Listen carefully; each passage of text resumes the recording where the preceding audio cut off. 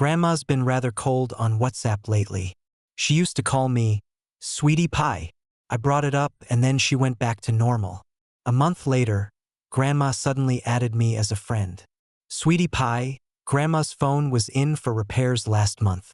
I've only just got it back. Have you missed me? I stared pensively at the contact using the same Lucky Cat profile picture as my grandmother.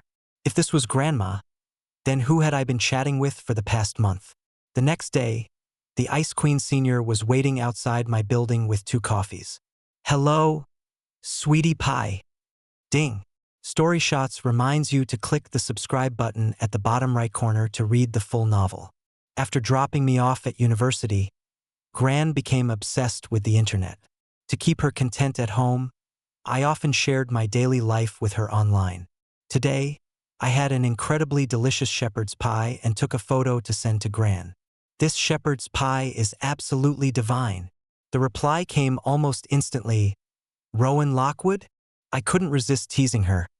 It's only been 2 days since I last messaged you, and you're already this cold towards me? Calling me by my full name.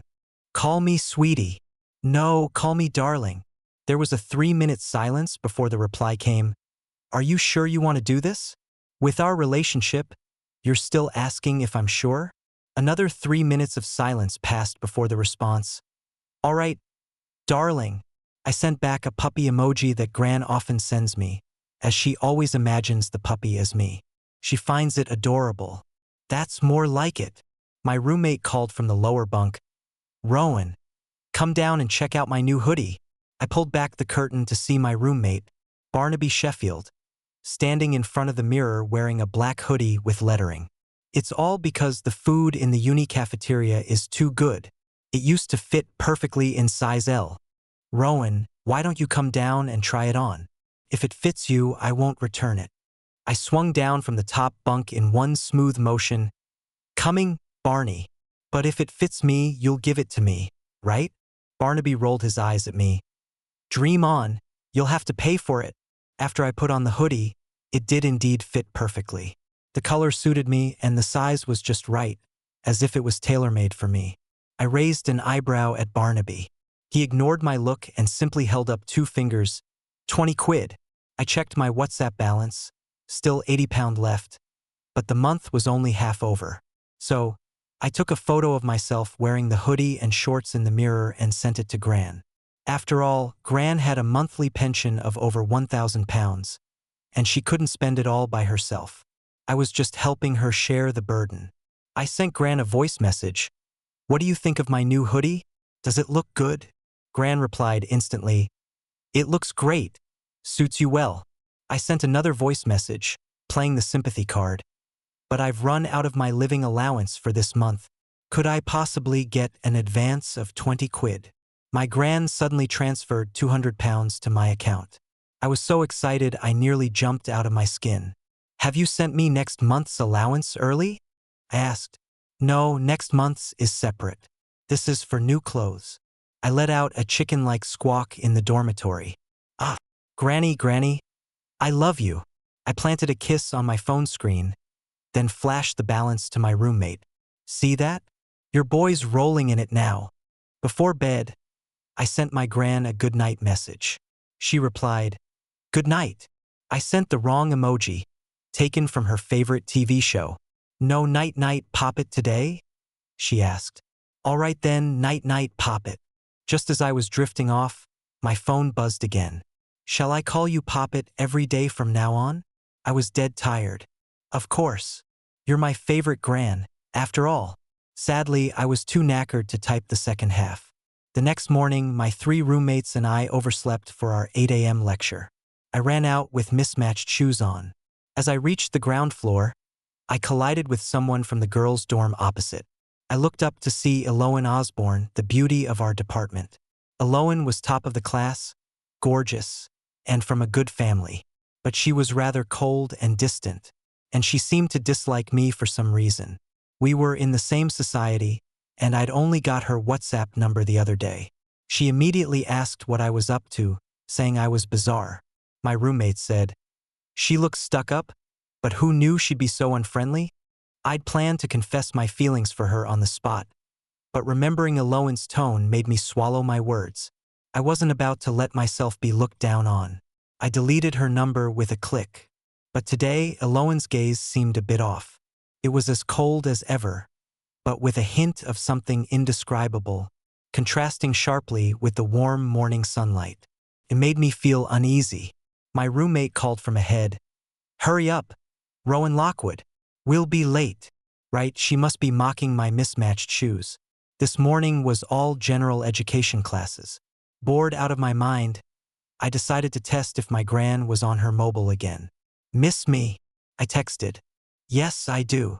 Miss you, my little darling."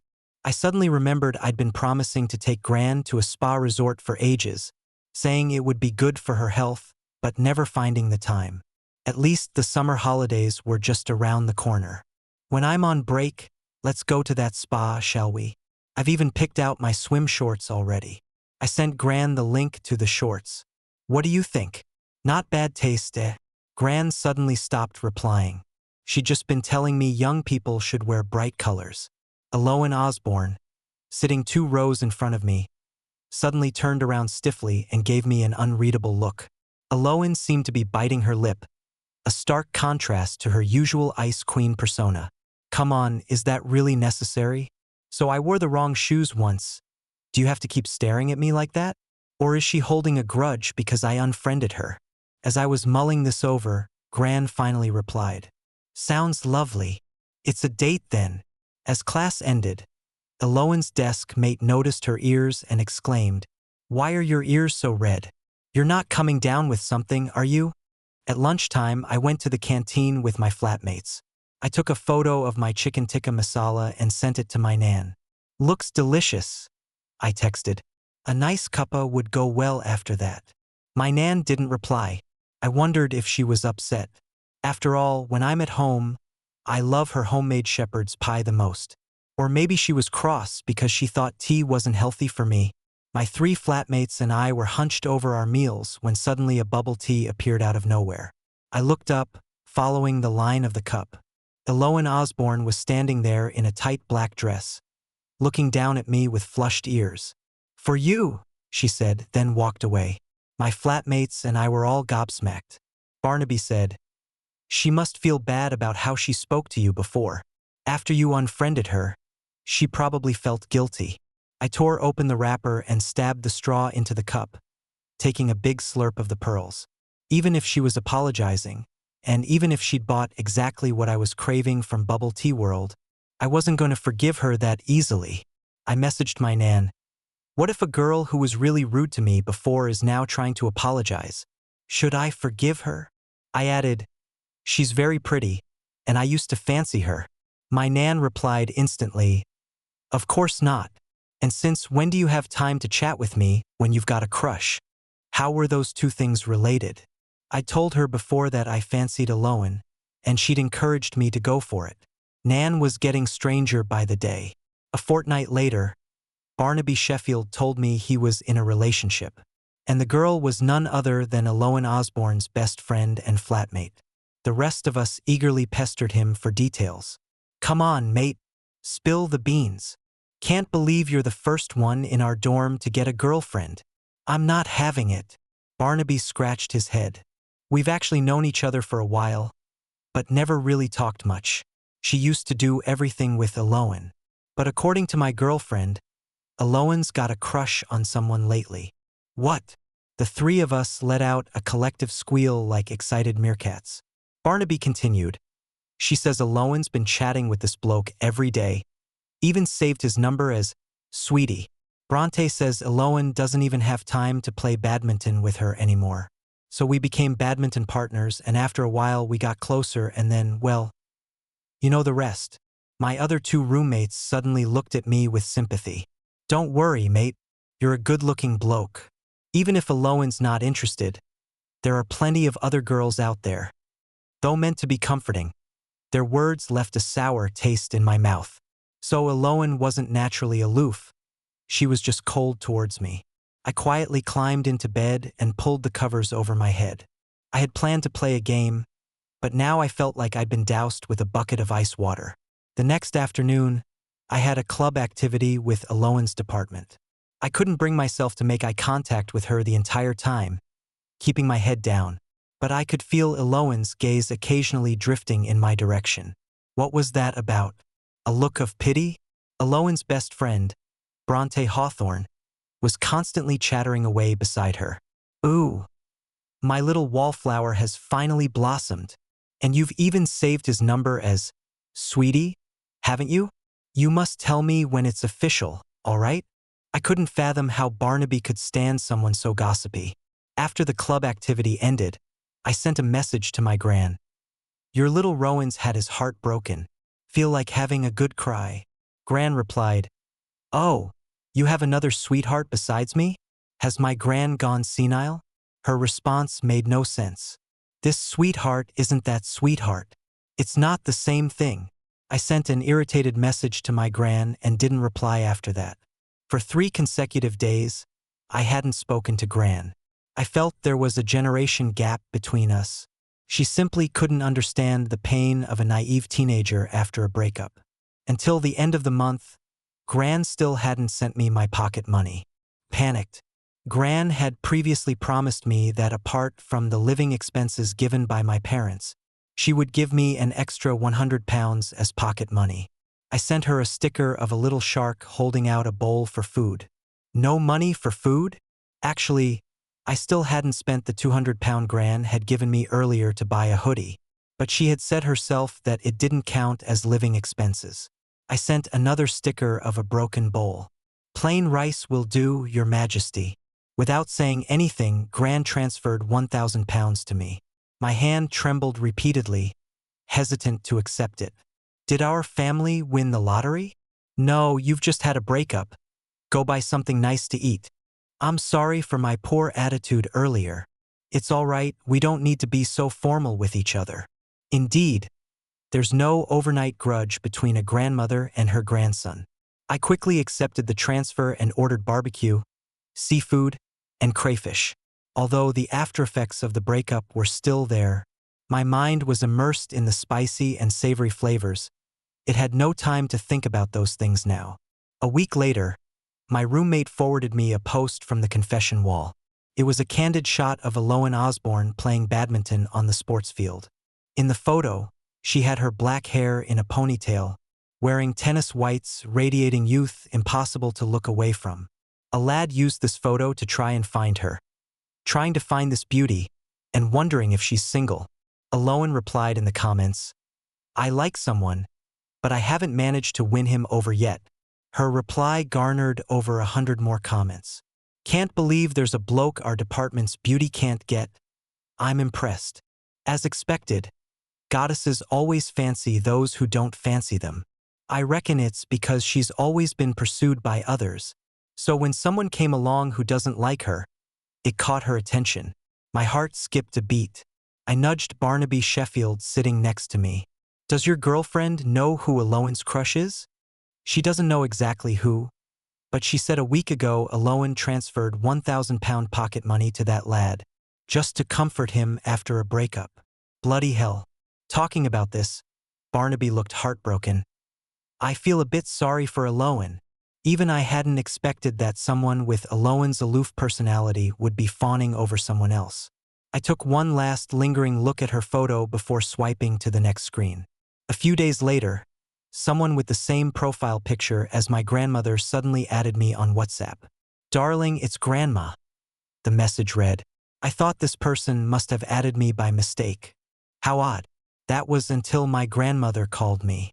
Darling, I sent my phone for repair last month and just got it back. Have you missed me? My fingers froze on the phone.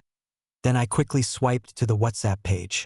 Oh no, 2 identical profile pictures, both of a jolly Father Christmas holding a sack of presents. I had never saved my grandmother's contact with a name, and she was always online, constantly changing her nickname and status. She had never changed this Father Christmas profile picture because she said it brought good fortune. So who was this person using the same profile picture as my grandmother? Chatting with me and even sending me money?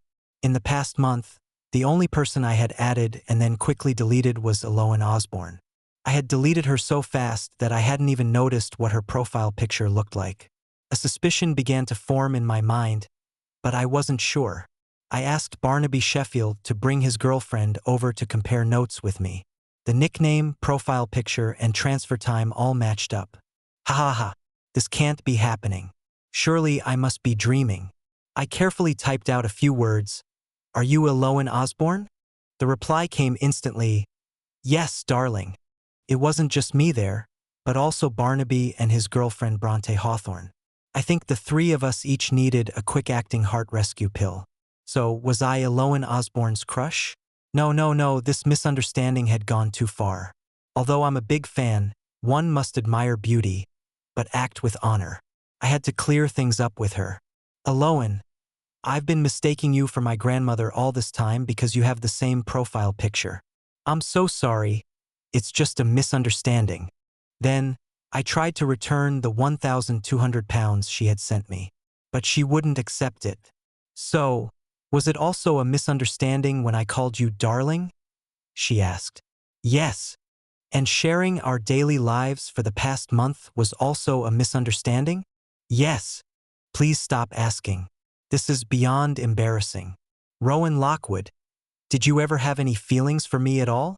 Oh no. She must be upset and embarrassed now. Rowan Lockwood, say something. What am I supposed to say? And when I think about those messages I sent to Eloan Osborne, I just want to punch myself in the face. She must hate me even more now. Might as well go all in. With so many blokes chasing her, she'll surely forget about this in a few days. I turned off my phone and blocked Eloan Osborne. Yes, she just needs to cool off a bit. Barnaby Sheffield pulled out a tissue from his pocket and handed it to me. I wiped the cold sweat from my forehead, then asked Bronte Hawthorne, based on what you know about your best mate, she should forget about this in a few days, right? She doesn't seem like the type to hold grudges. Bronte shook her head like a spinning top. My darling is very stubborn. She either doesn't care at all or she's dead serious. If it's the latter, not even 3 wild horses could drag her back. I muttered to myself, would adding a 4th horse do the trick? I was distracted all afternoon in class. And to make matters worse, it was a general course where I ran into Eloan Osborne again. I hid behind Barnaby Sheffield, turning sideways as Eloan and Bronte approached. I silently chanted, "Don't see me, don't see me." But of course, Eloan's voice landed right next to me. Darling, was it fun playing me? Eloan was wearing a black trench coat today. Although she looked cool and aloof, her eyes were full of hurt. It was a misunderstanding. Surely you're not that petty. The other students in the department always praise you for being gentle. Even though you don't talk much, they say you're warm-hearted inside. Even though you're not very lively, they say you're kind. There were only 5 minutes left before class started, and the lecture hall was packed. Not just with our class, but with several other classes from the same department. Eloan suddenly stood on her tiptoes, her breath just centimeters from my ear. Darling, do you know how many messages I sent you yesterday? Unblock me. I mumbled. You can just call me by my full name. Calling me darling is too mushy. Eloan's face was cold enough to form icicles, but the corners of her eyes were red. You were the one who told me to call you darling before. Now you're changing your mind? I don't agree. I've already said it was a misunderstanding. Eloan's voice suddenly softened, and she seemed unsteady on her feet, almost falling into my arms. Her clingy, choked voice was only audible to me. Then why don't we just go along with the mistake? Wouldn't that be nice? The bell rang, signaling the start of class. But my heart felt like a beautifully decorated Victoria sponge that had been unceremoniously squashed by a dog's paw. I unblocked Eloan Osborne on WhatsApp.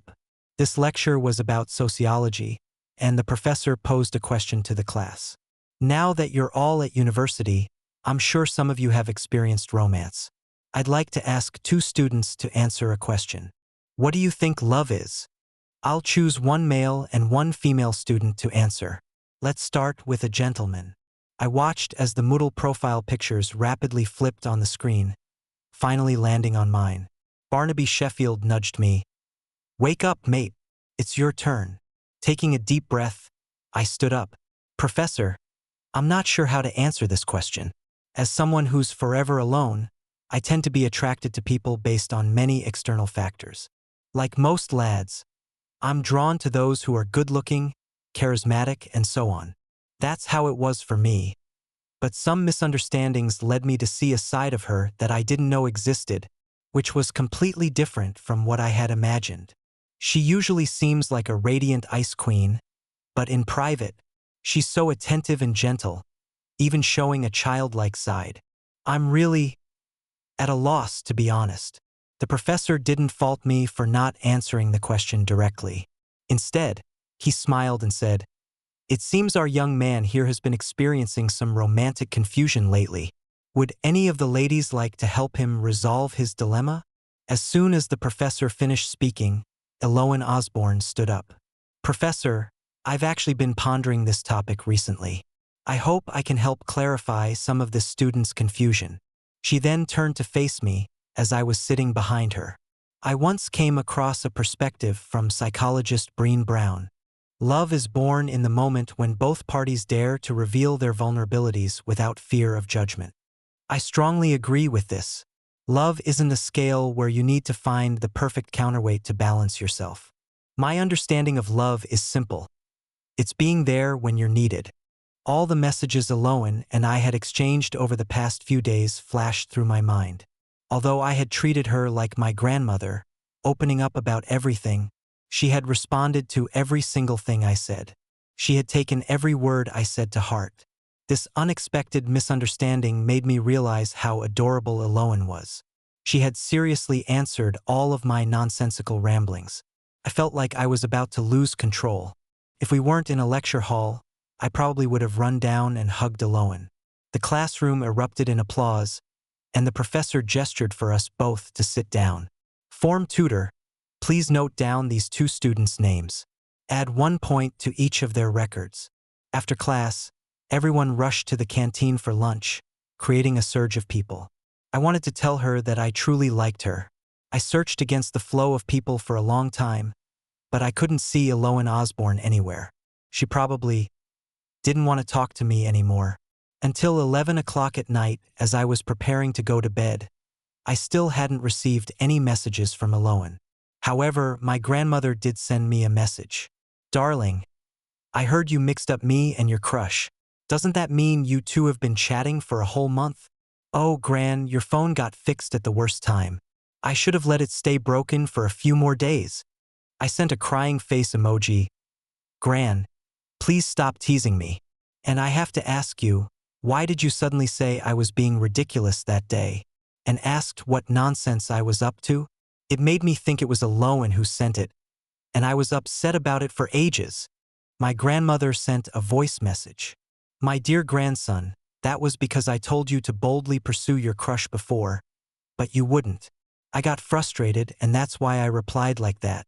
Oh no, I've actually gotten used to chatting with Eloan now. I always have this illusion that I'm still chatting with Eloan on the other end." After waking up, I groggily saw the fortune god avatar sending me a "Good morning, darling." I replied, "Morning, Gran." Suddenly, a voice call came through from the other end, and a soft voice poured into my ear. "Rowan Lockwood, look carefully before you reply. It's Eloan." "Wait, it's Eloan." I jumped up from the bed abruptly, accidentally bumping my head. "I'm really sorry about this misunderstanding, but I wanted to tell you from the beginning that I like you." There was a soft laugh on the phone. "So your crush was actually me, right, darling?" I had completely forgotten about that. "That's not the point." Eloan's tone rose a bit, sounding slightly smug. "Get ready and come downstairs. I'm waiting for you." I was confused. "What for? Are you still holding a grudge against me?" "Silly. For a date." Eloan cleared her throat again. "You'd better come down quickly, or the offer expires." I got dressed at a speed that could rival my 1,000-meter sprint. After finishing her morning routine, Eloan Osborne leaned against the large oak tree, holding 2 cups of coffee. It was the weekend, and the area around the dormitory was bustling with people. The passing crowd blurred into a haze before my eyes. Only Eloan, wearing a black chiffon dress, remained in sharp focus amidst the throng. Feeling a bit nervous, I slowly made my way to Aloan's side, keeping my head down. Before I could speak, she looked me over for a moment. "Why aren't you wearing that hoodie? The one you bought the first day we chatted?" she asked. That hoodie had been shoved to the back of my wardrobe. Every time I saw it, I was reminded of how I acted coy with Aloan, and I just wanted the ground to swallow me up. I walked awkwardly beside her on the path leading to the university gates. The cherry blossoms on both sides of the road were stirred by the wind, tempting me to lean in and smell them. Without realizing it, a strand of Aloan's hair had stuck to my face. As I turned to brush it away, I suddenly met her clear, bright eyes. Aloan opened the Notes app on her phone. "So we'll go to the amusement park first, then to that barbecue place you've been wanting to try but never got around to. We could catch a film in the afternoon and have hot pot for dinner. Does that sound all right?" To be honest, it was the first time I'd heard Aloan say so much in one go. And why did she remember my interests so clearly?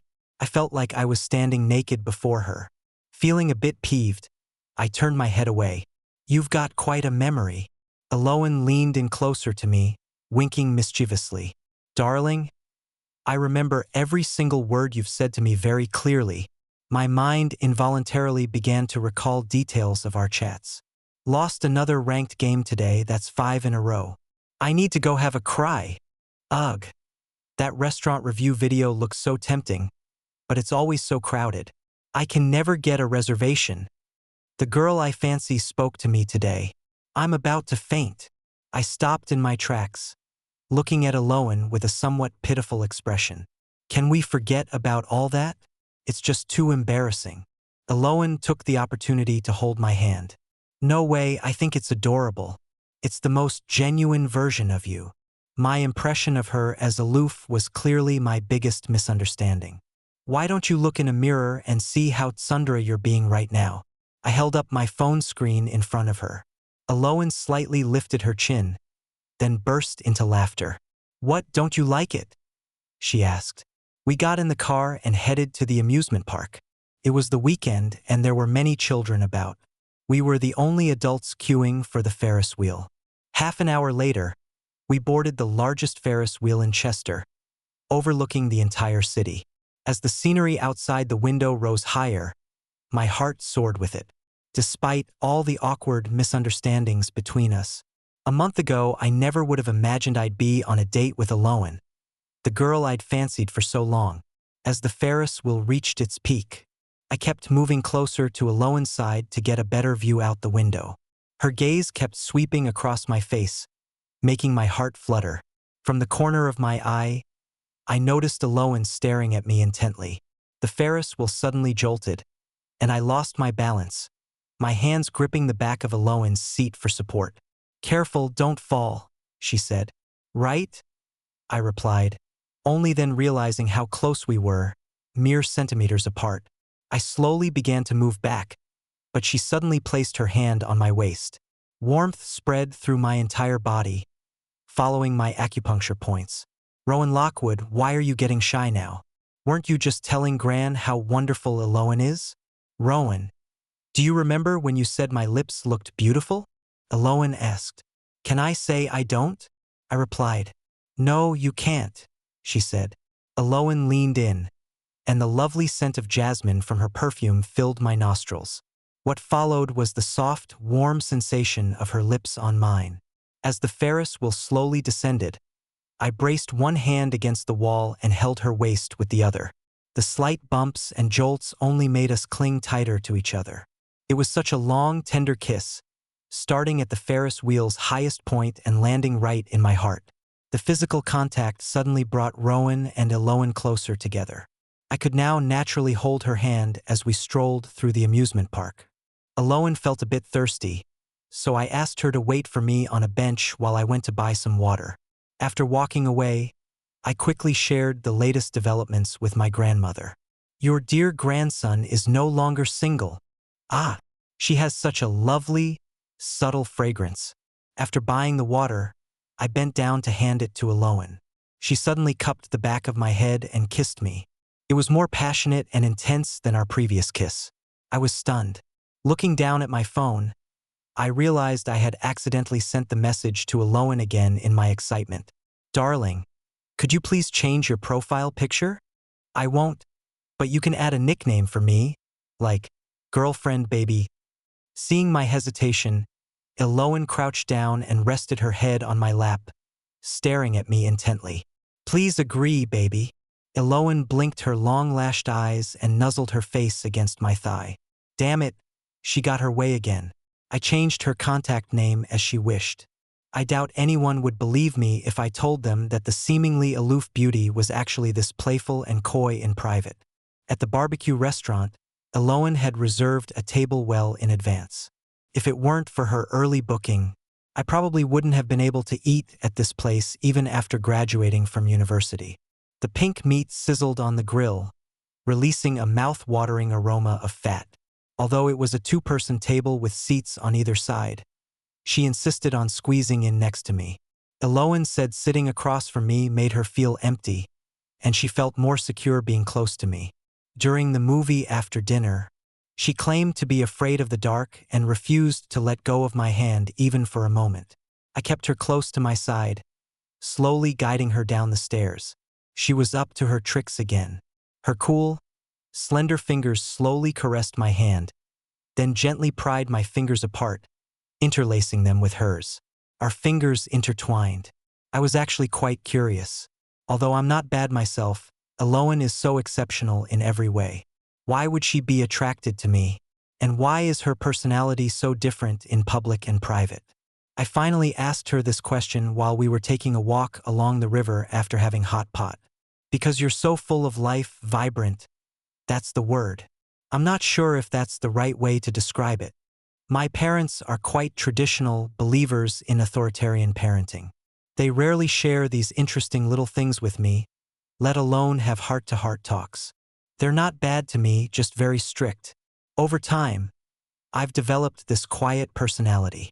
It's not that I don't want to communicate, it's more of a conditioned response. I'm afraid of saying the wrong thing and getting negative feedback. I raised an eyebrow. You seem to talk plenty with me. That's thanks to your love, which appeared like a home invasion. And in my eyes, Rowan Lockwood, you're just wonderful. At every department event, you're the one livening up the atmosphere. You have lots of friends. Everyone wants to hang out with you. Wherever you go, laughter follows. Eloan Osborne hugged me by the river. Actually, I'm the one punching above my weight with you. Back at the dorm, Barnaby Sheffield and two others surrounded me. So, did you two hug? Did you kiss? So, from the day you asked your gran for 200 pounds to buy a hoodie, you were already chatting with Eloan Osborne? Blimey, you lucky sod. My face turned as red as if I'd had one too many at the pub. My gran was right, that lucky charm really did work wonders. Eloan Osborne was getting more and more clingy. Before, I was the one sending her loads of messages, treating her like my gran. Now the tables have turned, and she's the one sending me 800 messages a day. Darling, I fancy that molten lava cake. Shall we go for some after class? Darling, I've got no badminton partner. Bronte's always off with her boyfriend and doesn't pay me any mind. Will you play with me? Darling, I cut my finger on a book today. It even bled. I need you to kiss it better. Darling, are we still going to that hot spring you mentioned before? Darling, when are you going to introduce me to your parents? I felt like I was looking at a mirror image of myself, constantly chatting up Eloan Osborne. After evening study, I went with Eloan to the badminton court, where we happened to run into Barnaby and Bronte. Bronte spotted Eloan from afar and rushed over, abandoning her racket. She gritted her teeth and said, I just called you. Didn't you say you weren't coming? Eloan's ponytail swayed as she pushed Bronte away, muttering quietly, I didn't say that. Don't say things you shouldn't. Then she pulled me to the other side of the court. Babe, look at her. She's forgotten her friends for a boy. I'm all alone now. You must keep me company. Okay? On the last day of our sociology class, Eloan insisted on sitting next to me. When the lecturer saw us sitting together, her eyes crinkled with a smile. It seems this young man's relationship issues have been resolved. There were about 200 students in the lecture hall. How did the lecturer remember us so clearly? Eloan must have noticed my confusion. She leaned close to my ear and whispered, "Actually, the lecturer is my aunt." "Oh no, I've been playing on my phone during lectures and skipping classes. Do you think she has a bad impression of me?" Eloan lowered her head with a mischievous grin. "Well, give me a kiss, and I'll put in a good word for you. Ever since my gran found out I was dating, her gossip mode has been in full swing. Listen here, lad. You must be careful and use protection. Don't take advantage of the poor girl." I interrupted her wild imagination. "Gran, where are you going with this? We haven't even done anything." Gran sent a laughing emoji. "I'm just giving you a heads up, love. After all, she's such a lovely girl. Your gran's just worried. That's all." "Ah well, it's not your fault, I suppose. Your dad was the one who chased after your mum back in the day. That's how you ended up with such good looks. Like father, like son, eh." During the summer holiday, I took Eloan to meet my family. As she unloaded boxes of wine and supplements from the boot of the car, I was taken aback. "It's just a casual dinner. There's no need for all this." Eloan didn't say anything, just instructed me to carry the things upstairs. She had brought so much that it took us 3 trips in the lift to get everything up. The lift lobby was almost overflowing. Eloan took a deep breath and knocked on the door. As soon as it opened, she bowed deeply and said, "Hello, Mr. and Mrs. Lockwood. I'm Rowan's girlfriend. My name is Eloan Osborne. I live in Kensington Tower, Building 18. I was born in the year of the monkey. My birthday is June 21st. I'm an Aries. I'm 5 feet 4 inches. I weigh 106 pounds. My parents are in the medical equipment business, and I really like Rowan." I gently tapped her shoulder. "You might want to look up first." It wasn't my parents who had opened the door, but our golden retriever who knew how to work the handle. The dog's brows furrowed into a figure 8 as it looked at me, then at the bowing Eloan. It whined twice. Eloan's face turned bright red with embarrassment.